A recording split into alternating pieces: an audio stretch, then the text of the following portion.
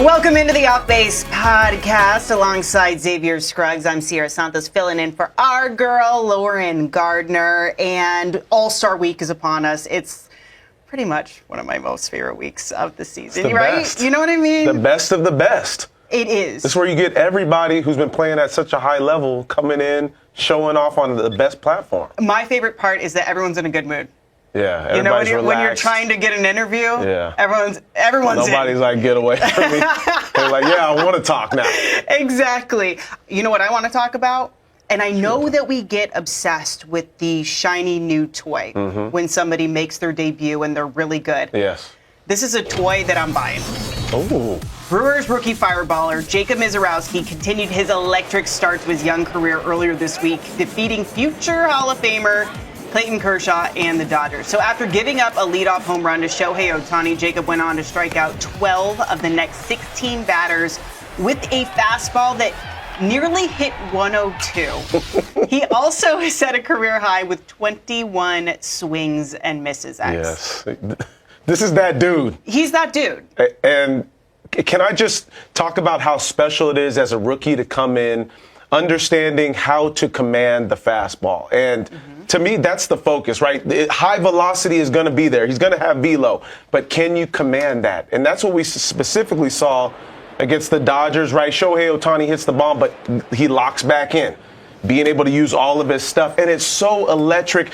I think about Paul Skeens, and now I'm like, okay, this is the next level of Paul Skeens, right? Like, Paul Skeens is old news at this point. No disrespect. Misiorowski is that guy at this point. Okay. So I'm loving what I'm already seeing from him. I think that this is realistically the future of the Brewers rotation at this point, right? If he can do what we've seen him do now, this is the focus. Absolutely. He has a 2.81 ERA over his first 5 career starts with 33 strikeouts. He's been absolutely dominant. Yeah. And when you look at what he was able to do against a lethal Dodgers lineup, I'll pose this question to you.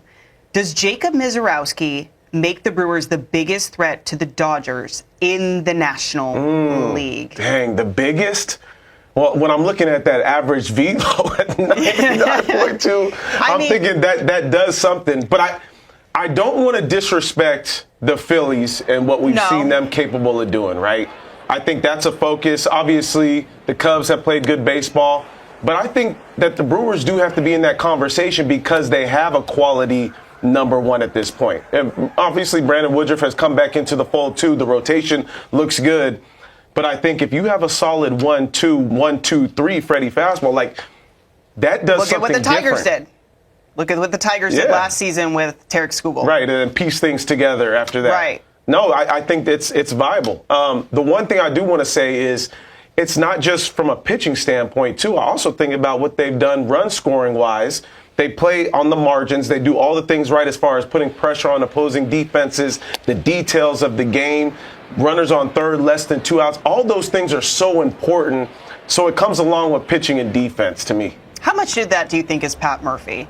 Because I'm a big Pat Murphy fan as an ASU girly, right? Yeah. We love him. Sun Devil Nation will always have a special place in our hearts for Pat Murphy. Yes. But when you talk to the Brewers specifically about their manager, about their skipper, they're so bought in. And I think it's also because, like, Murph, like, keeps it real. Yes, 100%. And I think to that point, as a team, you take on the identity of your manager. Sure. Right? So almost that laid-back atmosphere, but straight business, going to do what you need to do, be straight up about it. And I think we've heard Christian Yelich talk a lot about that, too. Like, guys have all bought in. And obviously, we've seen Craig Counsell go to the Chicago Cubs, and it's not easy to have a transition to where you've been winning a lot, and then a new guy comes into the fold at the top at the helm. But remember, he was already there, too. Sure. So I think that natural comfort of everybody already being around him, I think that's what's special, too. And they're doing it without Willy Adames. Yes. And that was another thing to me. He was their bona fide superstar. That's why when people were saying automatically giving the Cubs the top of the division before the season ever started, just because, you don't have Devin Williams anymore, you don't have Adames, it was all of a sudden like, oh, they gone. They were dismissed completely. And I didn't like that because I felt like treat the team that's been doing it with the respect that they deserve, because it's not just one player, one or two players that does it. Think about they don't have the Brewers aren't the flashiest, sexiest team in the league, but they get it done because the small ball defense. Yes, and the next guy up mentality. I know it's cliche, but think about Devin Williams left and what Trevor McGill has done now as a closer, and now an all-star too.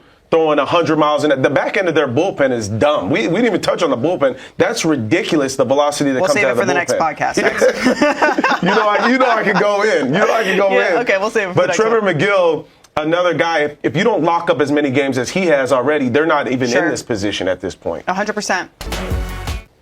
Welcome back. As you can see here, the AL Central leading Tigers had 3 elected starters for Tuesday's All-Star game. Gleyber Torres at second base, Javi Baez in the outfield, and the man you're going to be breaking down next. It's time for a Riley Greene edition of Extra Credit. X, what are you checking at? The school bells? Yes, I love it. I kind of like that animation. I do too. It's very cute. Thank you.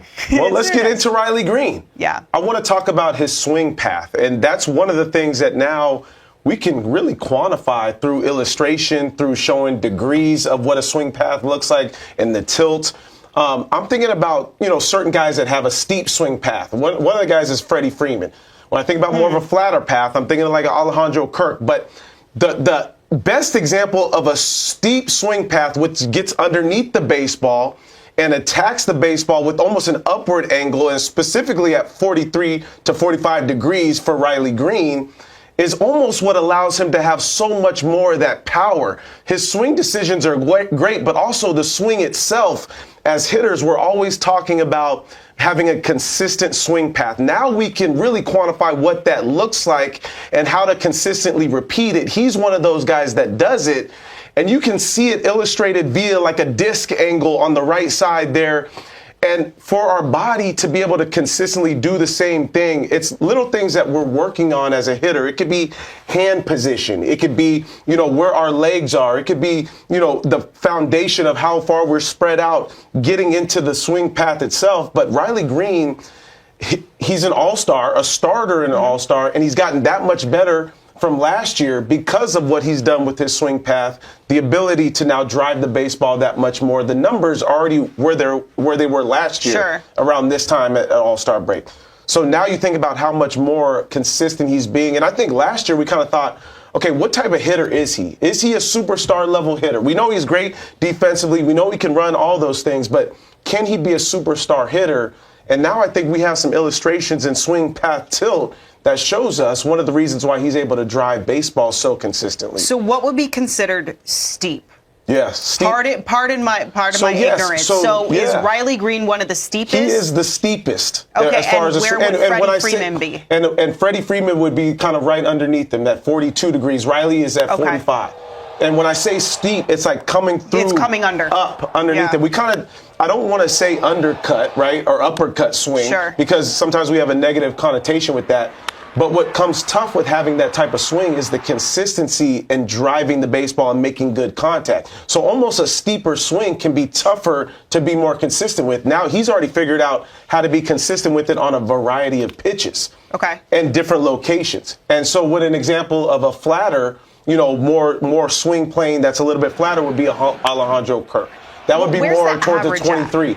The average is at 32. See, I'm learning so much. This really is extra credit. So, you have good hitters on both sides, right? That can have a steeper path and one that can have a flatter path.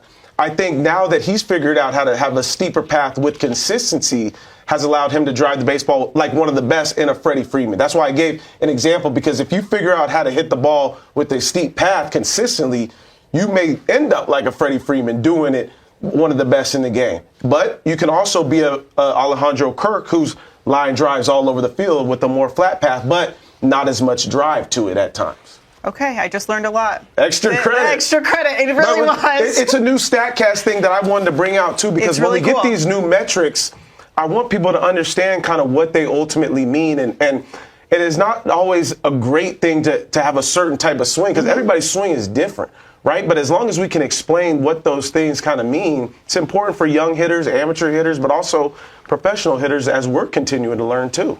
That breaks it. You just broke it down perfectly. I appreciate that. Welcome back to the Off Base podcast. Well, obviously, Aaron Judge, Shohei Ohtani are the two most popular players in the league, and based on sales of Nike jerseys from Fanatics network of sites, including MLBshop.com, since opening day, number one best-selling jersey, Shohei Ohtani. Mm-hmm. Number two, Aaron Judge. Right. But when you think about top 5, top 10, Yeah. do you think you could guess?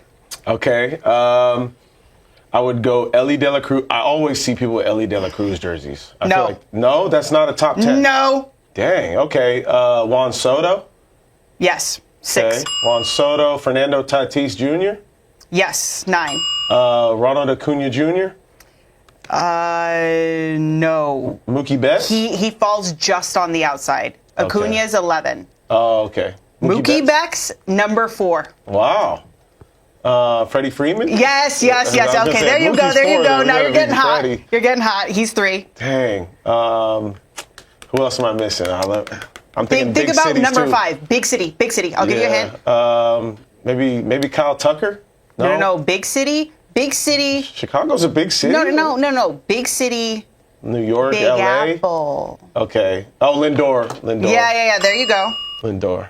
Okay, let's do a reveal. Should we do the reveal? Yeah, let's check them out. Okay. Number 1, Shohei Ohtani. Number 2, Aaron Judge. Number 3, Freddie Freeman. Number 4, Mookie Betts. Number 5, Francisco Lindor. Juan Soto. Rafael Devers. Okay. Bryce Harper. Jose Altuve. Fernando Tatis. Devers is Bryce up there Harper. too. Yeah. I mean, are you surprised? Jung-Hoo Lee. Okay. Is that Jung-Hoo Lee before PCA and Scooble. That's interesting. Are you surprised by anyone on the list? Would it be Jung-Hoo Lee? Maybe Jung-Hoo Lee, yeah.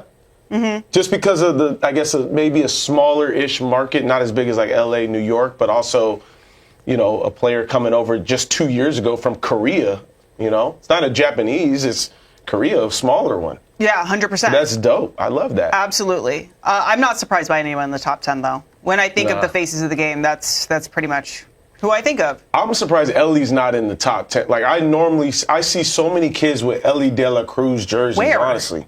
In bigger cities, like in L.A., and where I live in Florida, too. Like, I see a lot of Ellie De La Cruz. Kids love Ellie De La Cruz. I don't think I get outside enough. Okay, when you're looking in 3 years, who is going to crack this list that is not on it? Okay. I'm thinking power. I'm thinking James Wood. I'm thinking That's a good call. Yeah, because I remember when Ryan Howard, and he reminds me a little bit of Ryan Howard, the way he goes backside bombs. Mm-hmm. I think you start getting up in their home runs, everybody's like, give me that jersey, right? And also I think the Nationals are going to be good too. That's going to equate to more jersey sales. James Wood. I think we're really high on James Wood, but I think that other people that are maybe more casual baseball fans haven't really caught on to him just quite yet. No, definitely not. No. So that's a good call. The guy I'm picking is a bona fide superstar right now. Okay. Who? Bona fide all-star. He's not in the top 20 already. And he's one of the best at his position in the league. And he's in the desert. Oh. Ketel Marte. Marte. I like... Why? He should already be in the top 20. Corbin Carroll is in the top 20. Yeah. But he did not crack top 20.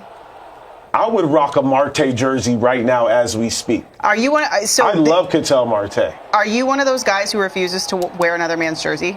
I mean, I don't really wear jerseys, but I would have no problem doing it. Oh. I would have no problem. Whose jersey are you rocking? That's the Caribe series. Yeah. Yeah. So, is that somebody on the back or no? No, it just looked cool and I was there, so I bought it. Yeah, so you're already rocking Marte. I played with Marte in the Dominican actually when he was 18 at the time. No way. It was the year before he got up to the big leagues, and I already knew he was going to be nasty. But he wasn't as strong as he is now, but that dude was already swinging it from both sides. We're going to have to keep tabs on this. We'll be We'll tracking it over the next couple of years. James Wood. Why not? Thanks for watching the Off Base podcast. For X, I'm Sierra Santos. We'll see you next week.